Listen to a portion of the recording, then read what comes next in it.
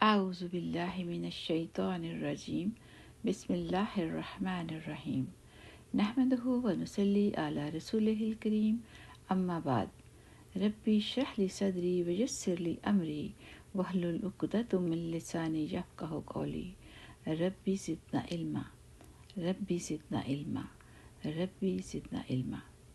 عزیز بہنوں اور بھائیوں، السلام علیکم ورحمۃ اللہ وبرکاتہ۔ سورۃ المزمل، یہ سورت مکی ہے اور اس میں 20 آیتیں اور 2 رکوع ہیں۔ بسم اللہ الرحمن الرحیم۔ اے چادر میں لپٹنے والے، رات کا تھوڑا حصہ چھوڑ کر باقی رات میں عبادت کے لیے کھڑے ہو جایا کرو۔ رات کا آدھا حصہ یا آدھے سے کچھ کم کر لو یا اس سے کچھ زیادہ کر لو، اور قرآن کی تلاوت اطمینان سے صاف صاف کیا کرو۔ ہم تم پر ایک بھاری کلام نازل کرنے والے ہیں۔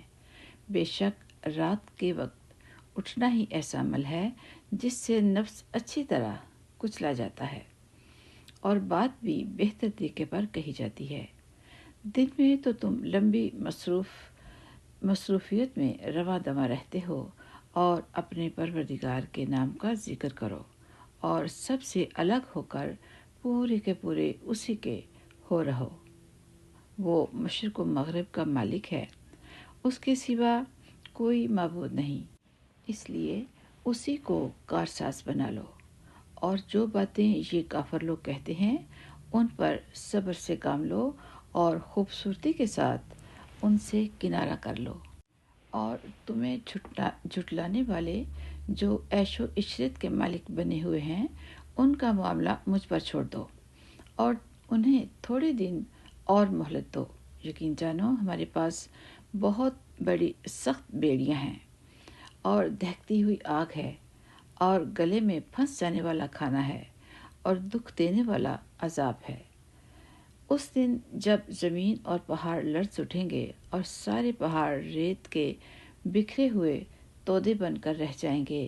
جھٹلانے والوں، یقین جانو ہم نے تمہارے پاس تم پر گواہ بننے والا ایک رسول اسی طرح بھیجا ہے جیسے ہم نے فرعون کے پاس ایک رسول بھیجا تھا۔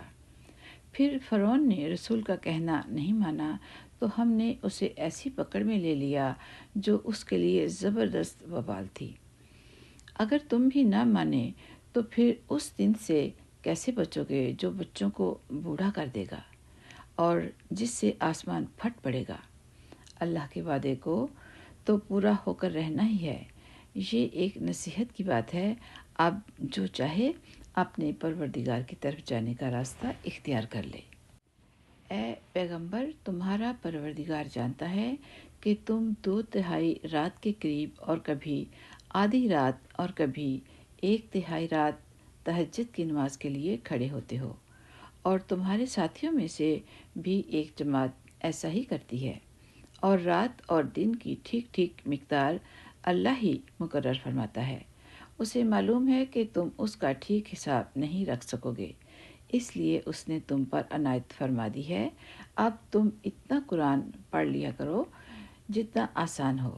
اللہ کو علم ہے کہ تم میں کچھ لوگ بیمار ہوں گے اور کچھ دوسرے ایسے ہوں گے جو اللہ کا فضل تلاش کرنے کے لیے زمین میں سفر کر رہے ہوں گے، اور کچھ ایسے ہیں جو اللہ کے راستے میں جنگ کر رہے ہوں گے۔ لہٰذا تم اس قرآن میں سے اتنا ہی پڑھ لیا کرو جتنا آسان ہو، اور نماز قائم کرو اور زکوٰۃ ادا کرو، اور اللہ کو قرض دو، اچھا والا قرض، اور تم اپنے آپ کے لیے جو بھلائی بھی آگے بھیجو گے اسے اللہ کے پاس جا کر اس طرح پاؤ گے کہ وہ کہیں بہتر حالت میں اور بڑے زبردست ثواب کی شکل میں موجود ہے، اور اللہ سے مغفرت مانگتے رہو۔